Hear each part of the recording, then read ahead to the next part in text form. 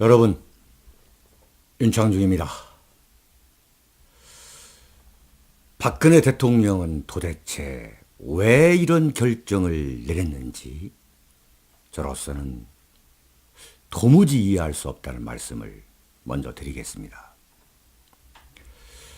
박근혜 대통령이 성실하게 검찰 수사에 응하겠다라고 하는 그 뉴스를 접하고서 저는 정말 깜짝 놀랐습니다. 저런 결정을 내리는데 박근혜 대통령 본인이 내렸는지 아니면은 그 법을 중시하는 그 변호사들 이야기를 듣고서 저런 결정을 내렸는지, 도대체 박근혜 대통령이 검찰 수사에 응한다는 것이 지금 이렇게 헌법재판소에 의해서 파면까지 당한 마당에 그게 과연 현명한 전략가라고 할 수 있는지, 정말 여러 가지가 저는 황당해서 좀 할 말을 잃었는데요. 지금 박근혜 대통령이 헌법재판소에 의해서 파면을 당할까지, 여러분께서는 그 1등 공신이 누구라고 봅니까? 그 1등 공신을 추적하다 보면은 현재 검찰총장 김수남인 것입니다. 그 검찰총장 김수남 씨가 그 검찰의 중간 수사 결과라는 것을 내놓음으로써 지금 여기까지 온 거예요. 여기까지. 그러면 검찰총장 김수남의 임명권자가 누굽니까? 박근혜 대통령 아닙니까? 그러면 검찰이 자신을 임명한 대통령을 겨냥해가지고 마피아의 두목이다, 이 공범을 했다, 이렇게 매장시킨 그러한 수사 결과를 내놓은 게 김수남 검찰총장 아닙니까? 그 김수남 씨가 지금까지도 검찰총장, 검찰 순회, 검찰 수장 아니에요. 근데 그런 검찰총장이 있는 검찰 수사에 성실하게 응하겠다? 성실하게 응한다고 해서 검찰이 박근혜 대통령에게 씌워놓은 그 억울한 누명을 벗겨줄 것이라고 본다? 이건 순진한 것도 아니고 전략적인 것도 아니고 전술적인 것도 아닌, 저로서는 도저히 이해할 수 없는 결정이라고 보고 있습니다. 검찰총장 김수남 씨가 왜 그런 결정을 내렸을 것인가? 그 원인을 한번 추적해보자 이거예요. 그게 뭐냐? 대한민국 언론이 박근혜 대통령을 하야시키고 탄핵하겠다는 결심을 세웠던 거 아닙니까? 그래서 그 최순실이 등장하기 전에, 최순실을 이번 드라마의 주인공으로 등장시키기 전에 우병우 민정수석을 흔들어댄 거예요. 조선일보가, TV조선이. 그 보도에 언론이 거의 99.9%가 똘똘 뭉쳐서 따라온 거 아니겠습니까?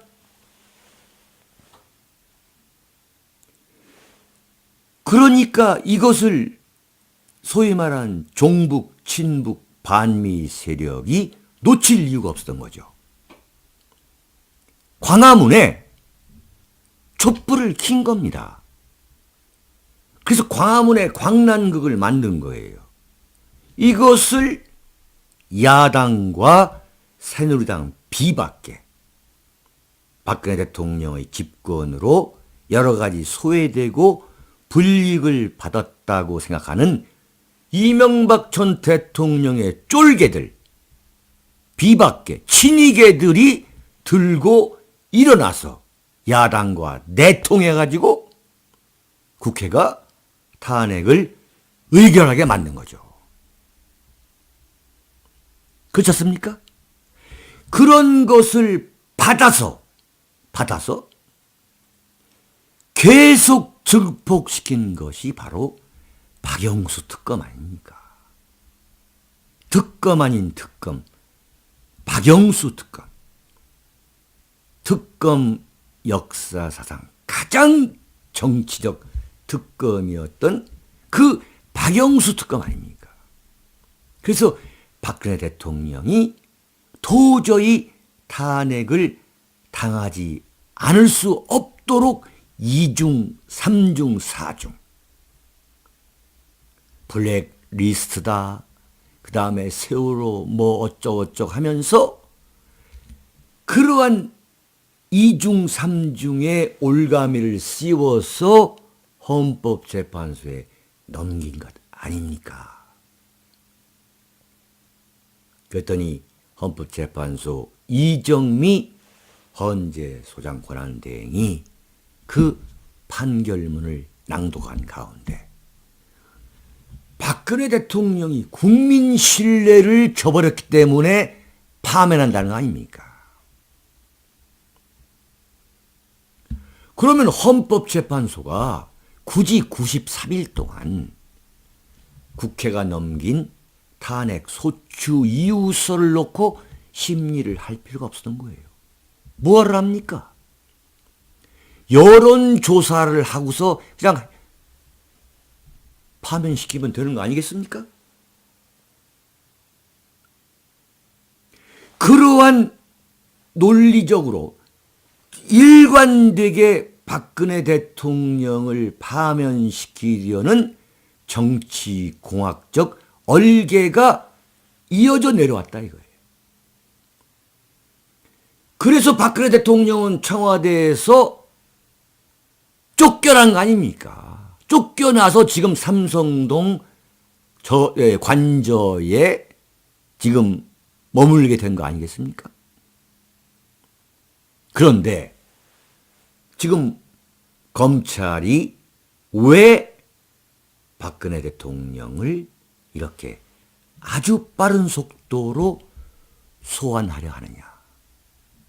이것을 한번 우리가 들여다봐야죠. 이러한 박근혜 탄핵 드라마의 대미를 검찰이 장식하겠다라는 그런 정치공학적 그 얼개의 대미를 장식하겠다는 그 검찰의 의도가 보이지 않습니까? 지금 박근혜 대통령의 변호인단을 맡고 있는 그 변호사 여러분들에게 제가 한번 묻고 싶어요. 박근혜 대통령이 검찰에 불려가가지고 검찰청 포토라인 앞에 서게 되는 거 아닙니까? 그 포토라인에 세우려는 검찰의 의도가 뭡니까? 바로 노태우, 전두환, 노무현, 그 다음에 박근혜를 세우고야 말겠다는 대한민국 헌정사에서 바로 노태우, 전두환, 노무현에 이은 가장 치욕적인 대통령으로 만들겠다. 전직 대통령으로 만들겠다는 그 검찰의 저의가 보이지 않습니까?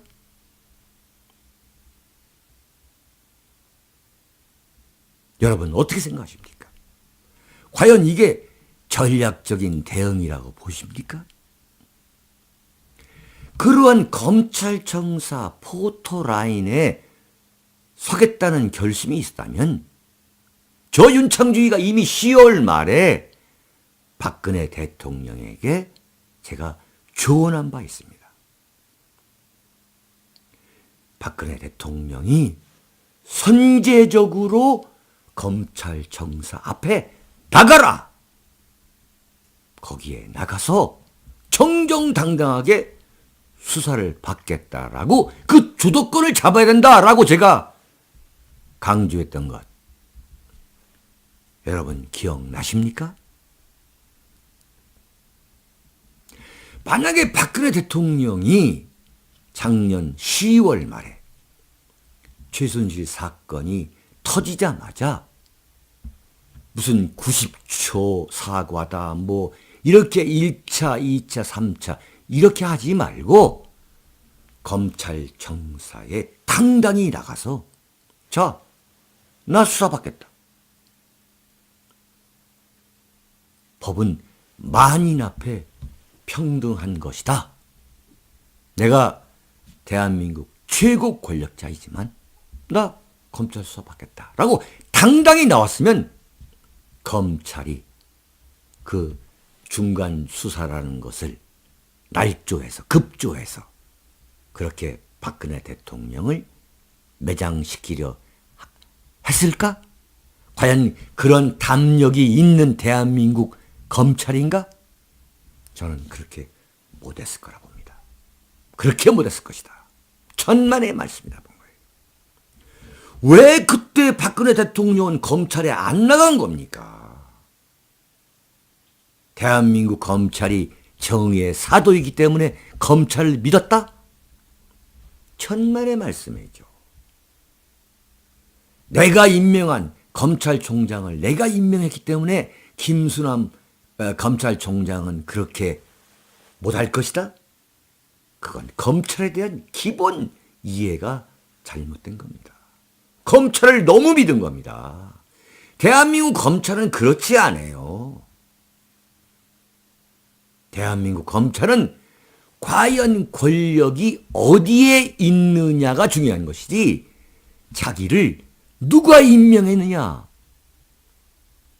대한민국 검사는 모두가 대통령이 임명하는 거예요. 그렇지만 그것은 임명하는 순간 잊어버리는 것이 소위 말하는 검찰이 말하는 정의라는 겁니다. 저희같이 대한민국 현대 정치사를 그 정치판을 30년이 넘게 지켜봐온 정치부 기자, 정치 담당, 논설위원 입장에서는 대한민국 검찰이 생각하는 정의는 뭐냐? 그건 권력입니다. 표변하는 거예요. 왜 검찰이 자신을 임명한 박근혜 대통령의 손을 들어주지 않고 공범자 최순실과 공모한 범죄 조직의 우두머리로 매장시키는 결과를 내놓았느냐? 그건 문재인이가 다음 정권을 잡을 가능성이 가장 높다. 어떤 경우든 간에 문재인이가 다음 정권을 잡을 가능성이 높다라고 판단했기 때문에 바로 문재인의 편을 들어준 거예요. 문재인의 편을. 그러면 광화문 촛불 시위는 다음 대통령이 누가 될 것으로 보느냐? 봤느냐? 그건 문재인으로 본 거예요. 문재인으로. 그러니까 빨리 박근혜를 타도시키자. 박근혜를 타도해서 빨리빨리 60일 내에 문재인을 대통령으로 만들어버리자. 라고 해서 무슨 몇십만 명을 동원하면서 대한민국 이 쓰레기 언론과 합작을 해가지고 만들어낸 거기에 검찰이 꼼짝 못하도록 했던 것이고, 만약에 검찰이 그 당시에 중간수사 결과를 발표할 때 그 박근혜 대통령을 그렇게 일방적으로 매도한 결과가 아닌 내용을 내놨다면은 아마 촛불 시위는 검찰청사 앞에서 벌어졌을 것입니다. 그걸 검찰이 두려워했던 거죠. 그걸 겁내했던 거죠. 그러면 뭐냐? 박근혜 대통령을 탄핵시킨 것은 바로 문재인이었고, 헌법재판소가 별 이야기를 다 합니다만, 어떻게 8명 전원 만장일치로 박근혜 대통령을 파면시킨다는 말입니까? 대한민국 김순환 검찰총장이나 헌법재판소의 8명 재판관의 그 의식이나 가치관은 전 똑같아 봅니다.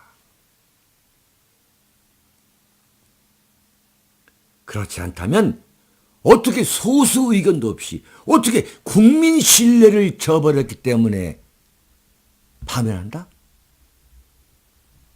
그러면 임기 말에 도대체 대한민국 대통령 중에서 국민 신뢰를 저버리지 않은 대통령이 누가 있었습니까? 김영삼 대통령도 그렇다면은 탄핵했어야 되고, 김대중, 노무현, 이명박 모조리 탄핵 파면시켰어야죠. 제가 볼 때는 그건 말이 안 되는 궤변이고 요설입니다. 자, 그렇다면 박근혜 대통령은 도대체 무슨 이유로 검찰 수사에 성실히 응하겠다는 말을 합니까? 도대체 검찰을 어떻게 믿을 수 있느냐 이거예요. 그 사이에 검찰에 대한 이 판단 기준이 달라졌습니까? 무슨 말, 그런 게 순진한 건지 정말 정세 판단이 미숙한 건지 도대체 이해할 수 없는 결정을 내린다는 것은 너무 실망스럽습니다. 자, 그럴 걸 같았으면은 처음부터 검찰청사로 갔어야 되고, 그리고 특검에서 청와대에 대면 수사를 하겠다 했을 때 응했어야죠. 그리고 다 뒤져라 하고서 청와대 그 집무실, 비서실을 다 개방했어야죠. 근데 지금 와가지고 검찰 수사를 받는다는 것은 정말 그런 검찰이 자신의 억울한 누명을 벗겨줄 것이다? 정말 이해할 수 없는 결정이라고 저는 봅니다. 저는 여기에서 제가 지켜봤던 전두환 전 대통령의 케이스를 저는 한번 상기하고 싶습니다. 정말 전두환이야말로 제가 지켜봐온 전략가 중에 가장 현명한, 가장 노련한 저는 전략가라고 전두환 전 대통령에 대해 평가합니다. 김영삼 대통령이 말이죠. 1994년 지방선거 때에 패배를 하니까 1995년 12월 95년 지방선거죠. 그 소위 말하는 신한국당이 패배를 하니까 제가 그때 바로 김영삼 대통령 청와대 출입 기자였습니다. 정말 앞뒤 안 맞는 그러한 결정을 내리는 게 뭐냐면 1995년 7월 말 8월에 시민단체에서 전두환 전 대통령을 소위 말하는 광주 학살의 주범으로 고소 고발을 했어요. 그랬더니 그때 검찰에서 어떤 결론을 내놨냐면은 성공한 구테타는 처벌할 수 없다는 논리로 내어가지고 공소권 없음 결정을 내렸어요. 전두환, 노태우를 비롯해가지고 58명에 대해서 시민단체, 그 5.18 광주 관련 그 시민단체를 포함해가지고 그 58명에 대해서 고소 고발을 한 거예요. 그랬더니 그때 검찰이 내놓은 그 명문이 있습니다. 성공한 구테타는 처벌할 수 없다. 그게 7월 8월이었어요. 1995년. 그런데 어떻게 했느냐? 지방선거에서 패배하니까 갑자기 4개월 만에 말을 바꿔가지고 역사 바로 세우기라는 그러한 슬로건을 느닷없이 내놓습니다. 그러면서 5.18 관련자 처벌 특별법을 제정하는 거예요. 그때 그것을 추진했던 사람이 강삼재 신한국당 사무총장입니다. 강삼재 신한국당 사무총장이 청와대에서 YS를 만나고 나와가지고 갑자기 표변해가지고 5.18 특별법을 역사 바로 세우기 차원에서 추진하겠다는 거예요. 정말 기도 안 차는 그야말로 표변인 거죠. 저는 그때 그 기자회견을 TV로 지켜보면서 김영삼 전 대통령의 그 놀라운 표변, 그 변실에 대해서 정말 저는 아무리 정치지만은 김영삼 대통령이 집권한 데에는 소위 말하는 전두환 노무현을 그 상징하는 민정계의 전폭적인 지원, 3당 합당, 이런 게 없으면은 김영삼 대통령이 통일민주당이라는 제3당을 갖고 과연 정권을 잡을 수 있었느냐. 그러한 그 김영삼 대통령이 일시에 표변을 해가지고 전두환 대통령과 노태우 대통령을 형무소에 보낸 거 아닙니까? 근데 당시에 노태우 전 대통령은 검찰이 부르니까 그냥 대번 가가지고 검찰청사 앞에서 모든 것은 내가 떠안고 가겠다. 그러면서 그냥 형무소 간 거예요.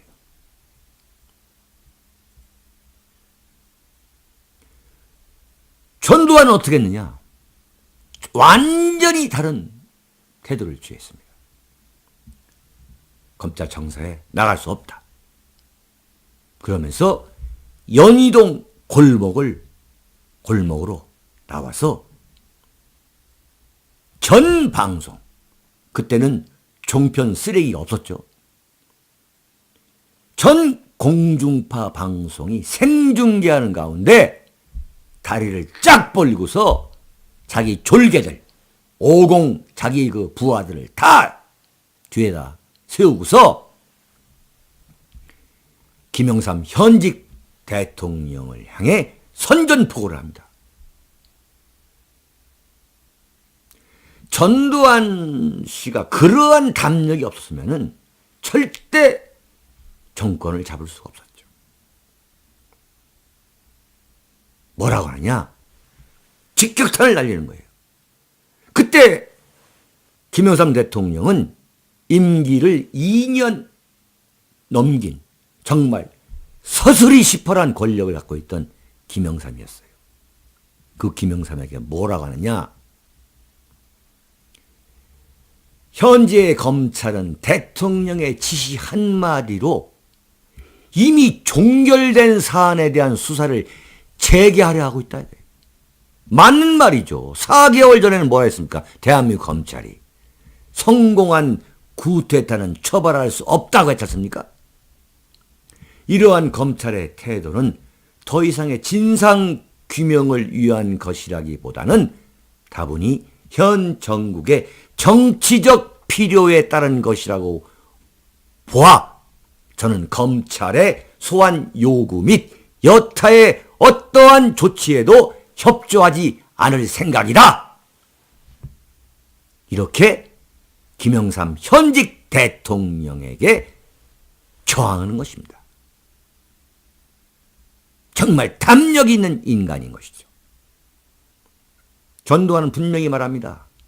김영삼 대통령에게 초대 이승만 대통령부터 현 정부까지 대한민국의 정통성을 부인하고 타도와 청산의 대상으로 규정한 것은 좌파 운동권의 일관된 주장이고 운동 방향이었다. 현 정부의 이념적 투명성을 걱정하는 국민의 우려를 불식시키기 위해서 김영삼 대통령은 이번 기회에 자신의 역사관을 분명히 해주길 바란다. 이렇게 말했어요.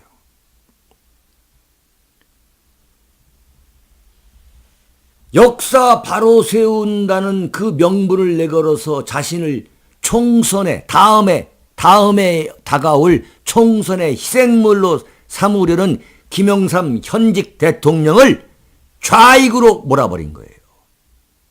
좌익으로 몰아버린 거예요. 전두환은 골목 성명을 발표한 뒤 곧바로 말이죠. 서울 동작구 국립묘지에 들러가지고 참배하고 고향인 경산남도 합천으로 내려가 버립니다. 그 장면을 김영삼 대통령이 방송 생중계로 지켜보면서 한 말이 전두환이가 땅을 치고 후회하게 만들겠다라고 진노하죠. 그래서 당시에 국가안전기획부가 그 서초동 지나 양재동 그 만남의 광장에 넘어가기 전까지 검찰이 체포영장을 받아가지고 법원으로부터 그 영장을 발부받아가지고 만남의 광장에서 체포 내려가는 경북 고속도로를 차단해가지고 체포해야 한다라고 엄청난 압박을 가합니다. 그때 그 작업을 진두지휘했던 사람을 제가 그로부터 그 증언을 들은 거예요. 근데 검찰이 움직이지가 않는 거예요. 움직이지가 않는 거예요. 이건 무리한 요구다. 그러면서 어떠한 불상사가 일어날 수 모른다 이거죠. 청와대에서는 이루 말할 수 없는 불호령을 내린 거죠. 저기 양재동 만남의 광장에서 전두환을 체포해가지고 쇠고랑을 채워서 올려보내라 이거예요. 바로 안양교도소로 보내라. 그런데 그게 안 됐습니다. 그래서 어떻게 했냐? 그날 밤 2015년 12월 2일 밤 11시 20분에 법원이 영장을 발부했어요. 그래가지고 합천에서 내려가 있던 전두환 대통령을 깨워가지고 다음날 새벽에 전두환의 양팔을 붙잡고 수사관들이 안양교도소로 압송합니다. 정말 처절한 모욕을 현직 김영삼 대통령이 전두환 전 대통령에게 안겨준 것이죠. 그래서 당시에 그 장면만을 지켜본 많은 사람들은 김영삼 대통령의 압승이다. 누가 봐도 김영삼 대통령의 일방적인 승리다. 이렇게 결론을 내렸습니다. 그러나 역사는 그렇게 간단히 결론을 내리는 게 아닙니다. 당시에 김영삼 대통령이 전두환 전 대통령을 그렇게 무리하게 앞뒤가 맞지 않는 논리, 역사 바로 세우기라는 좌익의 논리, 그걸 내세워서 전두환을 체포해서 구속시키는 그 잔인한 정치 보복을 지켜본 대한민국의 주류 세력은 김영삼 대통령에게 급격하게 등을 돌리게 된 그 계기가 됐습니다. 결국 어떻게 되느냐? 2017년 정확하게 2년 후에 김영삼 대통령은 대한민국의 국제통화기금 사태, IMF 사태라는 6.25 이후 대한민국의 가장 물질적 피해를 많이 안겨준 국가적 재앙을 불러온 그야말로 최악의 대통령, 최악의 실패한 대통령이라는 오명을 뒤집어 쓰게 됩니다. 지금 박근혜 대통령이 다시 부활할 수 있는 그 길은 뭐냐? 정정당당하게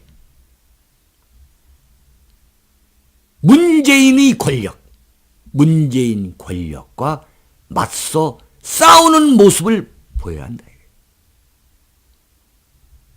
정정당당하게 문재인 권력에 의해서 짓밟히는 모습을 있는 그대로 국민들에게 보여라 이거죠. 그래야만 살아납니다.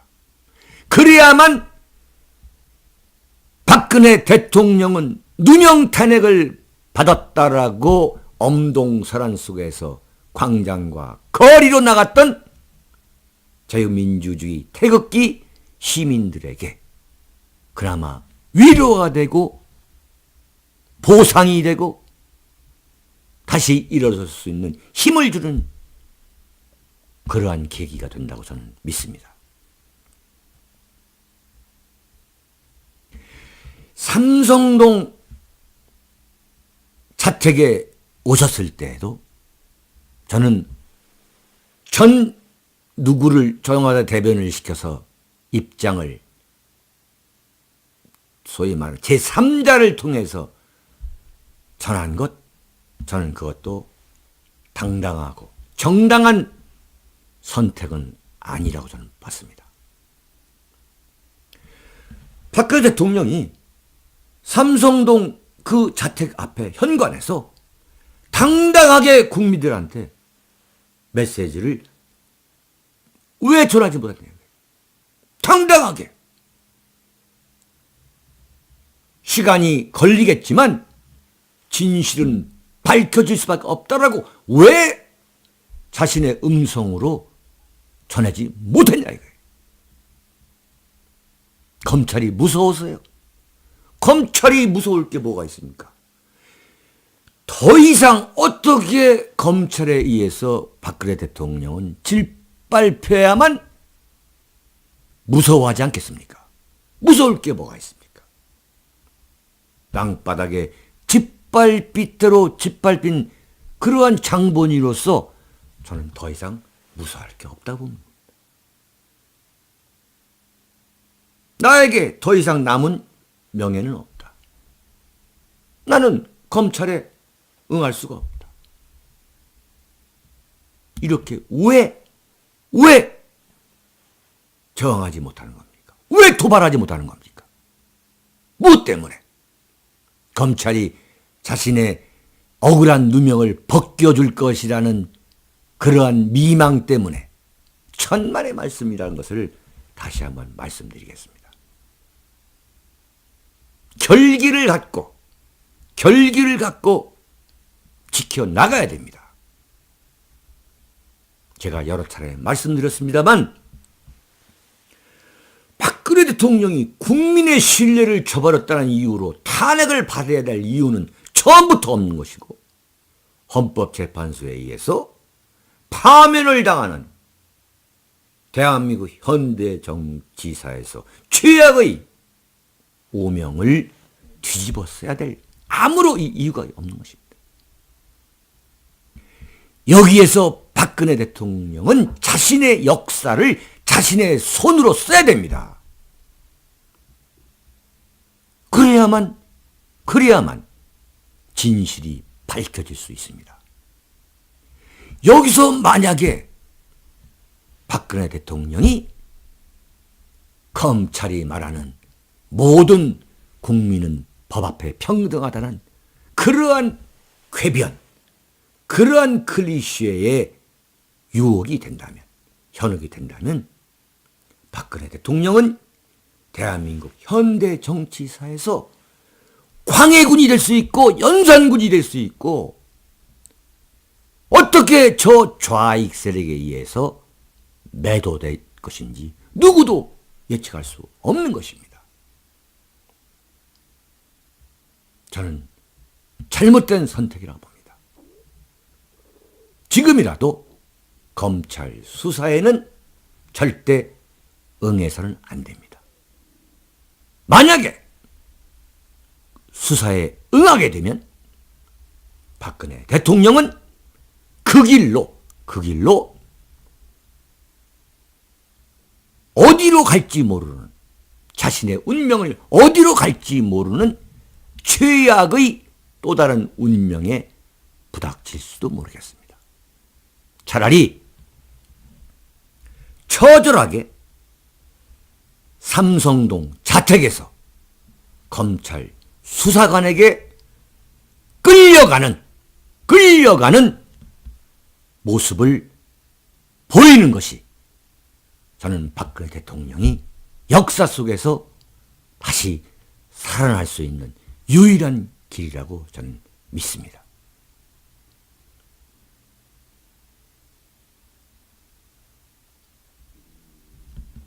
(1995년) 노태우가 검찰에 자발적으로 들어가서 그 길로 안양교도소 독방으로 갔던 길을 갈 것이냐, 아니면 전두환처럼 당당하게 살아있는 권력, 문재인이라는 권력에 맞서다가 삼성동 자택에서 끌려가는 길을 선택할 것이냐.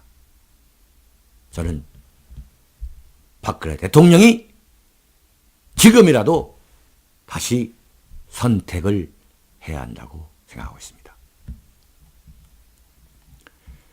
사랑하고 존경하는 국민 여러분, 해외 애국통포 여러분, 황교안 대통령 권한대행이 어제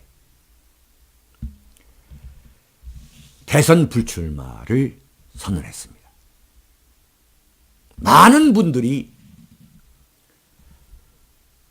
실망하고 허탈하고 그런 것을 제가 압니다만, 저 윤창중은